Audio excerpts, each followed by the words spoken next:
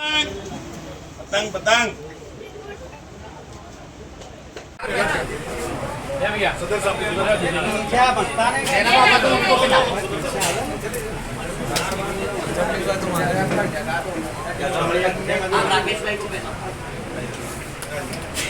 कादर भाई फोन दे तुम 1 मिनट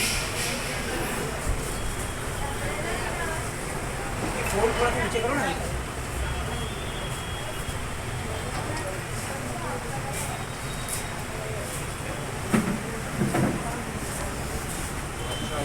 नारे साबिर भाई तुम आगे बढ़ो, हम तुम्हारे साथ हैं। इनकलाब जिंदाबाद।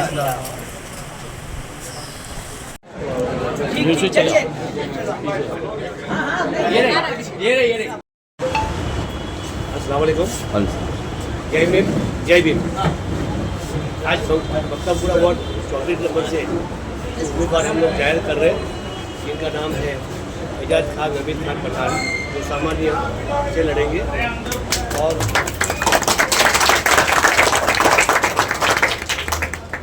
राकेश भाई मेहरिया साहब अनुसूचित जाति से आते, जो बड़ी पार्टी MIM से लड़ने वाले हैं। माजी काउंसिलर जनाब बीवी मयूद्दीन शेख सामान्य से लड़ेंगे।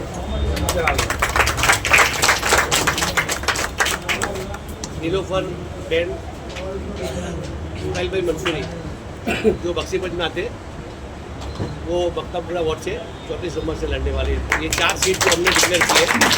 2021 के अंदर MIM के काउंसलर जीत के मक्तमपुरा में आए और मक्तमपुरा में जो प्राथमिक सुविधाएं नहीं थी, काफ़ी सारी सुविधाएं जिसकी काफ़ी लंबी फहरिस्त है, तो इंशाल्लाह आपको मैं बहुत जल्द दूंगी।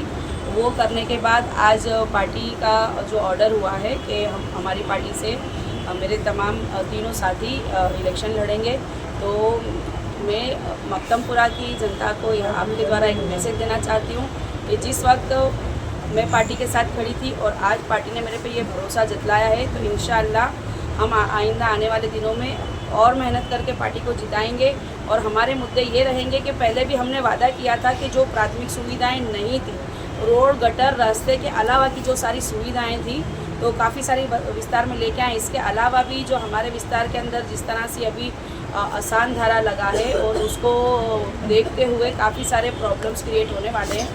और एक धारासभ्य ने भी बहुत कुछ बोला है, तो आइंदा अहमदाबाद के अंदर जो विकास के नाम पर डिमोलेशन किया जाता है, तो उसके सामने भी हमारी जंग रहेगी। और मक्तमपुरा की जो प्राथमिक सुविधाएं और जो हमने वादा किया था, जो और कुछ चीज़ें हैं जो नहीं हुई है, तो इंशाल्लाह अगर जनता हमारे पर भरोसा करती है और दोबारा इस पैनल को जिता के लाती है, तो वही दमखम के साथ इंशाल्लाह हम लोगों को 5 साल हमारी खिदमत देंगे इंशाल्लाह। पार्टी में कॉरपोरेशन हाउस में जिस तरह से हिजाब को लेकर एक बीजेपी काउंसिलर ने जो है विवाद खड़ा किया था, और अब आप अकेली नहीं हो, क्योंकि AIMIM ने एक और काउंसिलर जो आपका जो एक कैंडिडेट उम्मीदवार थी वो भी हिजाबी, और दरियापुर से 2 महिला उम्मीदवार है वो भी हिजाबी है, कितनी खुशी है? हिजाब तो एक महिला का पर्सनल डिसीजन होता है, तो हिजाबी महिला आई है तो खुशी है, ऐसा नहीं है।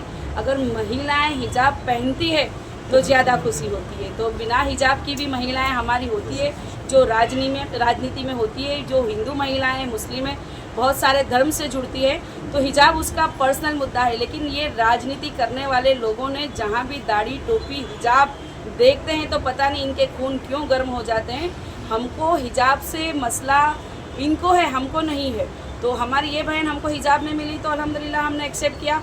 अगर बिना हिजाब की भी हमारी बहन होती तो हम उसको भी एक्सेप्ट करते। ये महिला का पर्सनल डिसीजन है, इसमें ये लोग हमेशा इंटरफियर करते रहते हैं। जनसंपर्क के लिए कब? इंशाल्लाह बहुत जल्द उसका आपको हम लोग नोटिफिकेशन जारी करेंगे हमारे आइंदा आने वाले सारे प्रोग्राम्स के बारे में। और मक्तमपुरा के ऐसा वार्ड है जहाँ पर विकास के बहुत सारे काम हुए, वो एक ऐसा मॉडल है विकास का जो आप गुजरात भर में उसको रख सकते हैं। किस तरह से उसका प्रेजेंटेशन होगा? प्रेजेंटेशन हम लोग वीडियोस के द्वारा भी करेंगे और हमारे पैम्पलेट्स वगैरह भी होंगे और सारी तमाम सोशल साइट्स पे काम रखा जाएगा। जिस तरह से हम लोग ने RTS का मुद्दा भी लिया है और वो काम अभी स्थगित किया गया है। और दूसरा बड़ा काम हमारा जो कैनाल का है, जो 5 सालों से मैं जिसके लिए लड़ रही हूँ, और वो राज्य सरकार का काम है, लेकिन फिर भी मेरे अपने हर लेवल तक उसके लिए लड़ाई की है और उसकी लड़ाई अभी चालू है। इंशाल्लाह जब तक वो कैनाल का मसला हल नहीं होता, MIM लड़ती रहेगी और राज्य सरकार को भी झुकना पड़ेगा। और जिस तरह से खारीकट कैनाल ये लोग ने हाटकिल ब्रिजर वाली डेवलप की है, उसी तरह ये कैनाल को भी ये लोग डेवलप करें, ऐसी हमारी मांग है। दर फिलहाल तो जब तक ये कैनाल का काम नहीं होता, ये लोग कंप्लीट नहीं करते, हमने जाली की भी मांग की है। तो ऐसे जो मुद्दे रह गए हैं उनको भी कवर किया जाएगा। और वैसे आपने देखा होगा कि बहुत सारी चीज़ें, कम्युनिटी हॉल है, गार्डन है, जिम्नेशियम है, लाइब्रेरी है, और 7 करोड़ की पानी की 25 लाख लीटर की टांकी है। ये बड़े बड़े प्रोजेक्ट्स हम विस्तार में लिखा है। CSC सेंटर 32 बेड का CSC सेंटर है। तो देखने जाए कि मक्तमपुरा के इतिहास के अंदर ये बहुत बड़ा एक हमारा अचीवमेंट है कि MIM के आने के बाद वहाँ पर ये सारी चीज़ें उन लोगों को प्राथमिक सुविधाओं के नाम पर सरकार से लड़ के लाई गई है। और आपने देखा ही होगा कि तमाम बोर्ड्स मेरे होते थे, उसमें मैं जम के अपने प्रजा के मुद्दे रखती थी और हमेशा लड़ी हूँ, और लोग मेरे पे विश्वास करेंगे और हम चारों को जिता के लाएंगे। हम चार, पहले तो मैं कभी कभी ऐसा होता था कि मैं कहीं अकेला फील करती थी, लेकिन अब मुझे जो मेरी पैनल बनी है, मेरे साथी राकेश भाई महरिया है, वो भी जुझारू और लड़ाकू है, और एजाज खान भाई है, वो भी जुझारू और लड़ाकू है। हमारी नीलोफर बहन है, इनको भी मैंने कॉरपोरेशन में काम करते हुए देखा है।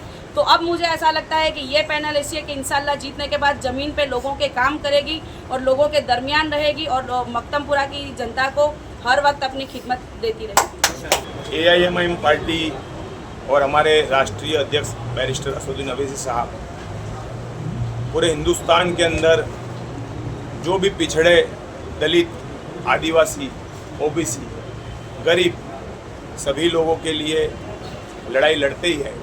और यही मुद्दा AIM पार्टी का गुजरात में, और वही मुद्दा हर एक बूथ तक, हर एक इंसान, व्यक्ति तक रहेगा। गुजरात के अंदर हम देख रहे हैं पिछले कई वर्षों से, लगभग पिछले 2-3 वर्षों से डिमोलिशन के मुद्दे को लेकर बहुत ही प्रताड़ित किया जा रहा है। और आइंदा हम देखते आए पिछले समय में लोग घरों को उजाड़ने का काम ये सत्ता में बैठे हुए, सत्ता में चूर लोग कर रहे हैं। एक सरकार का काम यह होता है कि वो सरकार लोगों को उनके रहने के लिए मकान दे, वो उनकी रोज़ी रोज़गार की सिस्टम को बनाए, उनके एजुकेशन की सिस्टम को बनाए, और वही लोग उनको अच्छे से रह सके। लेकिन आज ये सत्ता में बैठे हुए लोग, मैं आपकी मीडिया के तमाम लोगों के माध्यम द्वारा कहना चाहता हूँ, चाहे वो किसी भी धर्म के लोग हो, चाहे वो हिंदू हो, मुस्लिम हो, दलित हो, आदिवासी हो, वो सबकी ज़मीन छीनने का, सबके मकान छीनने का, सबकी छत छीनने का काम कर रहे हैं। और यही मुद्दा रहेगा आने वाले वक्त में चुनाव के अंदर। और डेवलपमेंट अहमदाबाद के अंदर जो ट्रैफिक की समस्या है, पूरा विस्तार अहमदाबाद, कहीं भी जाओगे, कोई भी व्यक्ति होगा, चाहे वो किसी भी धर्म का हो, वो ट्रैफिक में फंसा हुआ है। जहाँ पे वो 10 मिनट में पहुँच सकता था, वहाँ पे वो 1 घंटे तक नहीं पहुँच रहा है। यहाँ पे हेल्थ की समस्या है, यहाँ पे सरकारी अस्पताल में ठीक से काम नहीं चल रहा है। उसके अलावा एजुकेशन यहाँ पे इतना न्यूनतम हो गया है कि ड्रॉप आउट रेशियो बहुत बढ़ गया है। और मुस्लिम विस्तार और दलित विस्तार में तो एजुकेशन की सिस्टम ही नहीं है। उसके अलावा आप जब कभी भी कोई मुस्लिम, दलित, आदिवासी या OBC विस्तार के मत क्षेत्र में आप मीडिया वाले जाते ही और जाओगे, तो जैसे ही आप उस रास्ते से एंटर होगे तो आपको बड़े बड़े कचरे के ढगले मिलेंगे, और आप वहाँ पे बोर्ड देखोगे बाहर की तरफ, स्वच्छ भारत अभियान, वहाँ पे आपको रोड रास्ते नहीं मिलेंगे। एक सीधी सी बात है, वहाँ पे सिर्फ आपको मिट्टी मिलेगी। वहाँ पे आपको देखोगे स्ट्रीट लाइट नहीं मिलेगी। आज भी ग्रामीण क्षेत्र जैसी परिस्थिति चल रही है। एक तरफ बात चल रही है कि विकसित गुजरात के मॉडल पे पूरे देश में लड़ाई चल रही है, लेकिन सबसे बड़ी बात यह है कि गुजरात के अंदर हम देख रहे हैं कि ये सारे दलित, मुस्लिम, आदिवासी पिछड़ों के विस्तारों को अलग बनाया जाता है। दक्षिण पश्चिम जोन जहाँ पे मैं रहता हूँ, वहाँ के अंदर जुआपुरा, सरखेज और ये विस्तार आता है।